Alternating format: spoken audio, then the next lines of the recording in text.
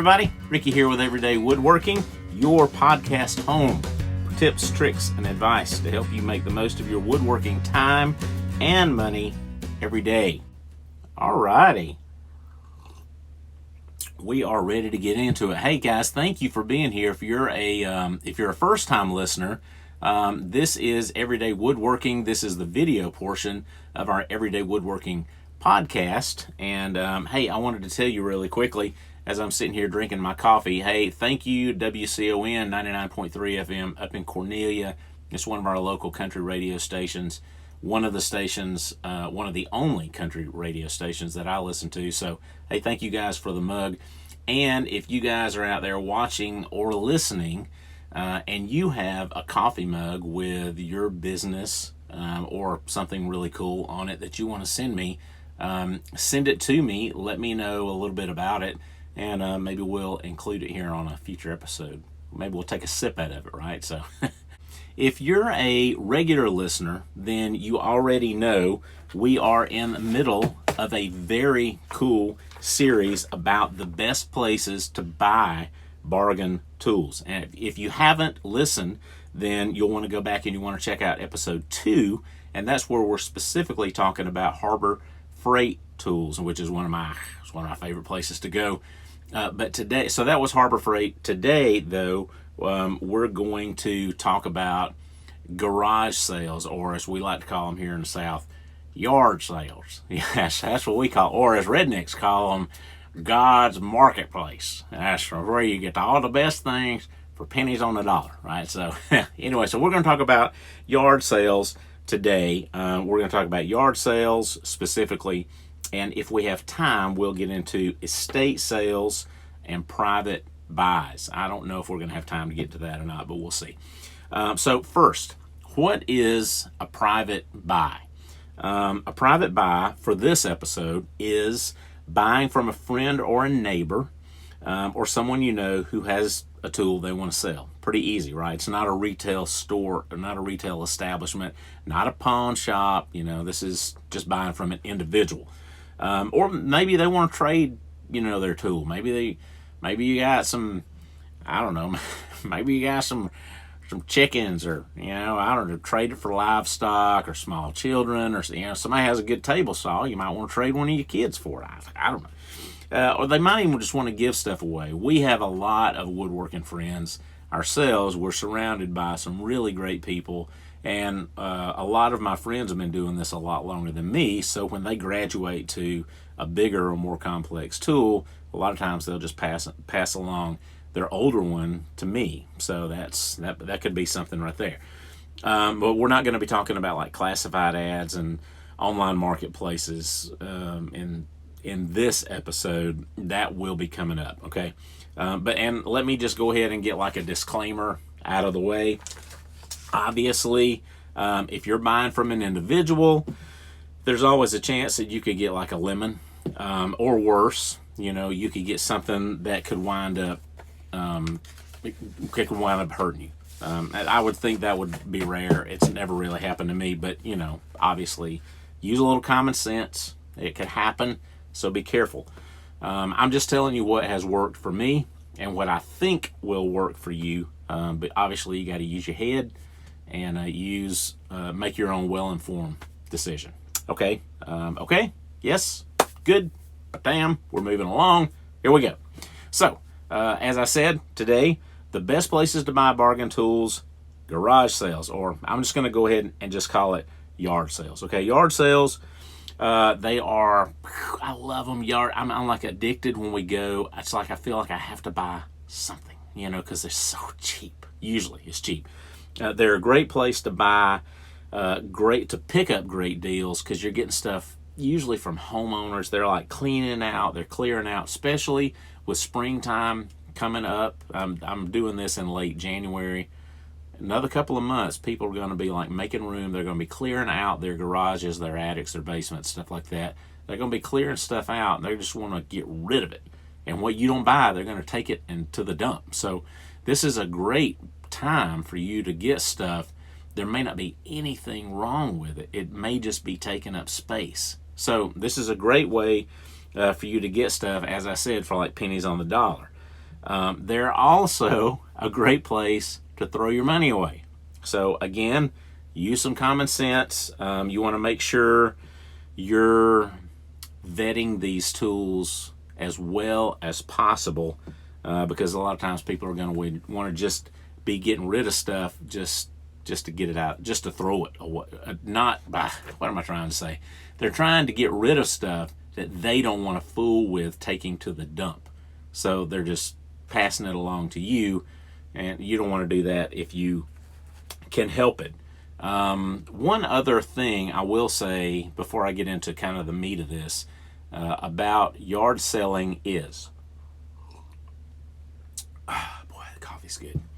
One of the things is is haggling or negotiating. So if you're not comfortable haggling, or as my granddaddy said, horse trading, if you ain't comfortable horse trading, then you need to get comfortable with it. Or if you're just not, then take somebody with you. Find the grumpiest old man in your family, go get him and bring him with you, and he will haggle for you. And so if somebody's wanting to sell like a table saw for $25, he'll be asking if he can buy it for a quarter. That's just part of it. So my rule is, if you go to a yard sale and you don't ask for a lower price than what they're asking, you're probably going to pay more than you should have. That might not be a lot. It's just part of it. So do not go to the yard sale and not expect to haggle. Now, one thing I will say, if you're not really comfortable with the whole haggling thing, excuse me, then you might want to try something called bundling. And I wouldn't say it's a trick. It's a technique where, like, say, for example, you find like 3 tools that you would like to buy, and they're all $10 a piece. Well, take all 3 of those things, where they would be $30 a piece, and just take them to whoever's doing the yard sale and say, hey, I want to buy all 3 of these. Would you take $20 instead of $30 for all of them? They may say no. They may say, why don't we split the difference and do $25? Great, you save $5 right there. So anyway, that's a real non-confrontational way to kind of bargain a little bit on the price. You also, the biggest thing, and this is what I really want to get into here, the biggest thing that you'll want to do when you go to the yard sale is make sure you have a process, or at least something in your mind, for how you want to inspect the tools before you buy them. Because like I said, it's really easy to get a pig in a poke. So you are rolling the dice some at the yard sale, but you want to limit your exposure as much as you possibly can. So I'm going to give you a list of about 10 things that I think will be really helpful during the inspection process. And again, we're only talking about power tools. A lot of this stuff could apply also to hand tools, which are, the yard sales are great for hand tools. That's another show. But if you're doing some of these things for power tools, I think these are great tips. So let's just get right into it. All right. 1, know what a good deal is and what a good deal isn't. How are you going to know that? You're just going to have to ask around. You're going to have to experiment. You're going to have to look online. You're going to have to get a feel for what these tools that you're looking for cost as a used piece of equipment. Then once you have something in mind, then you'll have a general idea if you're looking at a good deal or not. Number 2, when you're looking at a tool, the power cord, to me, is the indicator of the condition of the tool. I say that with some hesitation because I've got a router that I use weekly, and up near where the cord goes into the tool, the little boot right there, it's a little cracked. The cord itself is not, but the boot is cracked. It looks like the cord is beginning to fail. But if the cord was failing, if the cord was cracking, or the insulation around the cord, or if we had wires exposed, if we had mice and they were chewing on it or something like that, that would be an absolute indication of neglect for the tool, and it's something that I would suggest most people just walk away from. Now, having said that, the power cord, you can go get a cord anywhere, get a replacement cord anywhere for like $5. So if you're handy a little, even a little, and you feel comfortable replacing the cords, that's not a bad habit to get into anyway. You might even, if you're handy enough, you may want to get into the habit of doing that anyway on any used tool you buy, because the cord is probably going to be one of the first things to fail. That's all I'm going to say about that. Okay, number 3, ask whoever's doing the yard sale, ask them if you can plug the tool in or test it. If they won't let you, that's not exactly a red flag. I got a little ladybug on there. It is an indication that it could be an indication that they're hiding something, but not necessarily. So if you can plug it in and try it out, great. That will lead me to my next point. If you can't, it's not a deal breaker, but you really are rolling the dice. But if you can, number 4, listen when you plug it in. Obviously you want to see if it works, but you want to listen to the tool when it runs. You want to listen for grinding or loud whirrings. You'll know what it's supposed to sound like.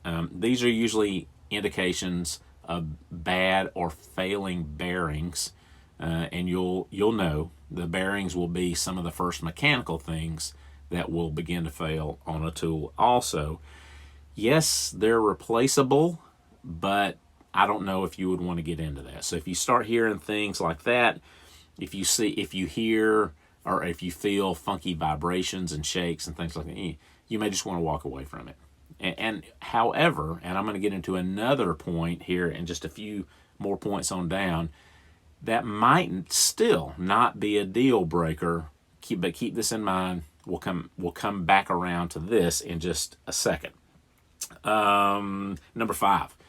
Obviously, if you see something that's beat up or looks like somebody's been using it for a hammer, if the housing, the case is cracked, use your head a little bit.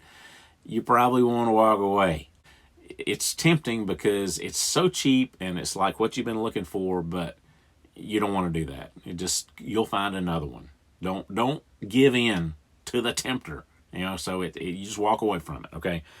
Number 6, especially with corded power tools, make sure you're keeping the age of the tool in mind. Okay, because I don't know if you've noticed this or not, but your batteries, typically battery technology is changing yearly. So the tool you get this year, chances are its battery's not going to work in the tool that comes after that. It may, and some will. Still, though, the shelf life on those batteries is pretty short. So anyway, just keep in mind the age of the tool. If it's too old, it's probably not worth having. It probably isn't. And even if it looks great and it's reasonably new, if it's got a battery with it, it's probably approaching the end of its life. So it still may charge. It just may not hold a charge very well. So just keep in the back of your mind, you may be buying a battery. Brush up on industry news. Like, say, for example, somebody just gave me a radial arm saw. I was super excited. I love a radial arm saw. And I thought I could repair it. I can't repair it because those saws are basically obsolete. So you really can't find parts for them anymore. But I did find out that Craftsman had a recall, and if I went through the recall process, they would give me $50 just to take it out of commission. So if I know that, then if I see somebody that's selling a radial arm saw for $10, then I'll pick it up. And even if I'm not going to use it, then I'll take it out of commission and make some money on it. So keep that in mind. Also, just kind of be aware of things going on like that. Number 8, rust. The big 4-letter word, rusto. Rust is a sign of neglect, pure and simple. If the tool is rusty, forget it. I shouldn't say that. My bandsaw the table gets rusty if it falls into disuse for a while. That's because it's sitting out on the carport. the humidity just makes that cast iron rust after a while, and I have to get the steel wool to it and all that. But I'm talking about mechanical rust on the bearings or the guides and things like that. You just want to walk away from that. It's not worth. You can fix it. It's just not worth it. Number 9, be aware of the potential for stolen tools. Power tools are the number 1 stolen item in home break-ins. So just know if you do this enough, you're going to run up on some tools that seem too good to be true. Excuse me. And if they seem too good to be true, they probably are. You want to look for things like serial numbers and plates or nameplates that have been defaced or scratched out or removed. Just leave it. It's not worth it. It's just not worth it. You don't want to get into that. Number 10, and the last one, and this is me coming back around to point number 4. Even though we're talking about being really thrifty, if you're buying a used tool, sometimes buying the name brand tool, buying the Makita or the Milwaukee or the DeWalt or something, if you run across that, sometimes, that can be it really can be the better buy, because probably that was a better tool when it was new, so it's probably going to be a better tool now that it's used. And one other thing, if we get into things like bad bearings, things like that, mechanical issues that maybe could be fixed, but maybe you're not handy enough to fix it, these tools may have a lifetime warranty on stuff like that. Another thing, just be aware of that. You got to know these. If that is the case, then maybe you can take it to a local retailer and have it repaired. Wow, that would be great, right? So anyway, that's my 10 things right there. Wow, I am way over on time, so that's all I'm going to talk about today. That is a ton of information. And so we're going to come back and we're going to revisit this. We didn't even get into estate sales and stuff like that, but we will. Okay, that is it. I'm going to go ahead and let you guys go. I'm going to get on out of here. Thank you so much for hanging out with me here for a few minutes. Pardon me. Excuse me. I do hope this was helpful, and I hope you'll join me again here on Everyday Woodworking. If you like this, then please leave us a comment. Please like us. Please subscribe to our channel. And if you listen to our podcast, please subscribe to our podcast. As I said, we're in the middle of this bargain power tool series. This is a lot of fun. And we're going to be doing stuff like this all the time. And here on our channel on YouTube, we're constantly posting DIYs and shop tips and tricks and how to build and how to do this and tool reviews and all kinds of stuff. So please hang around here with us, subscribe and be a part of our family here, and find out what's going on and be a part of that with us. Thank you again. If you want to know anything more about us, you can always check us out over at our website at applevalleyfarmga.com. That's where all of our stuff is going on online, and all of our links to all of our social media, our store, blah, blah, blah, things like that. Okay, that's it. Hey, thank you guys again. Have a great day. Take care, and I'll talk to you next time on Everyday Woodworking.